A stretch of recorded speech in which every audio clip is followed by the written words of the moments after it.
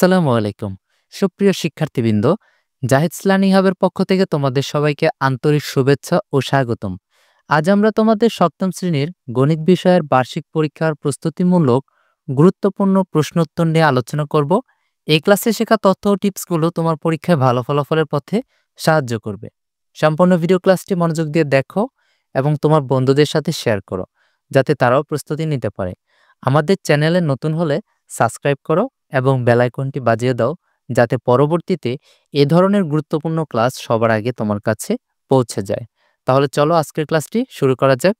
আজ আমরা শিখন অভিজ্ঞতা 9 তথা বীজগাণিতিক রাশির উৎপাদক গসাগু ও লসাগু এটি লেকচার গাইড বই থেকে বার্ষিক পরীক্ষার চূড়ান্ত প্রস্তুতির গুরুত্বপূর্ণ প্রশ্ন নিয়ে আলোচনা করব।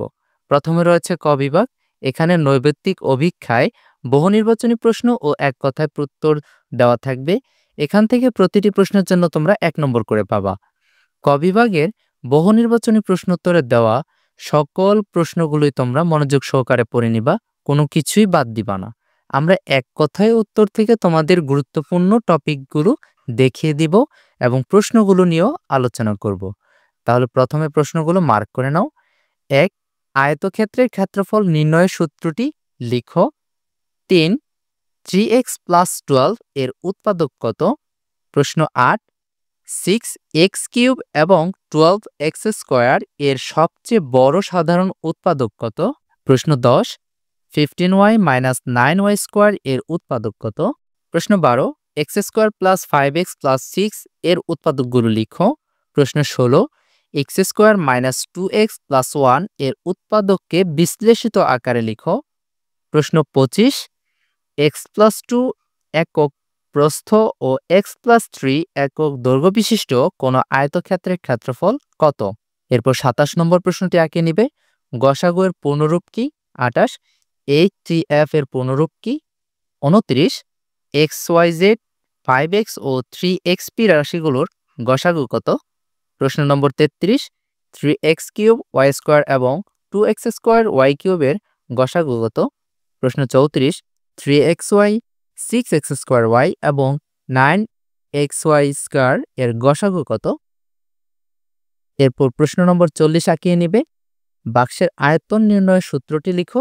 প্রশ্ন 45. 6, 9 এবং 12 এর সবচেয়ে বড় সাধারণ উৎপাদক কত? 46. XYZ 5x এবং 3xp এর লসাগু কত? 47. 3x³ y² এবং 2x² y³ এর লসাগু কত? 51 নম্বর প্রশ্নটি এঁকে নিবে। xy x² y এবং xy² এর লসাগু কত? প্রশ্ন 53. লসাগু এর পূর্ণরূপ কি? প্রশ্ন 54. এলসিএম এর পূর্ণরূপ কি? প্রশ্ন 55. লসাগুকে ইংরেজিতে কি বলা হয়? 58. XYZ এবং XYP এর সাধারণ গুণিতক কোনটি? এরপর 59. XYZ কে x বা y বা z বা XYZ এর কি বলা হয়?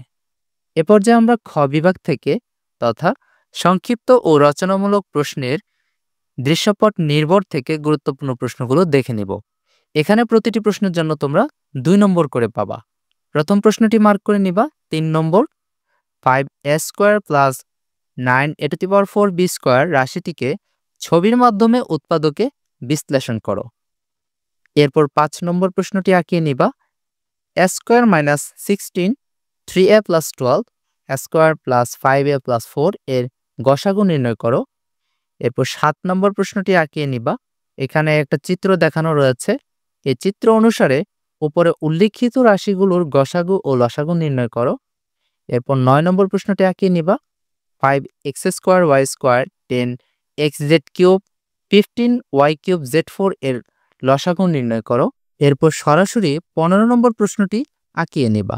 এখানে 15 নম্বর প্রশ্ন বলছে 3a² + 9 a⁴ - 9 ও a⁴ + 16a² + 9 এর লসাগু নির্ণয় করো। এরপর 17 নম্বর প্রশ্নটি আঁকিয়ে নিবা। এখানে একটা আয়তাকৃতির চিত্র দেখানো হয়েছে।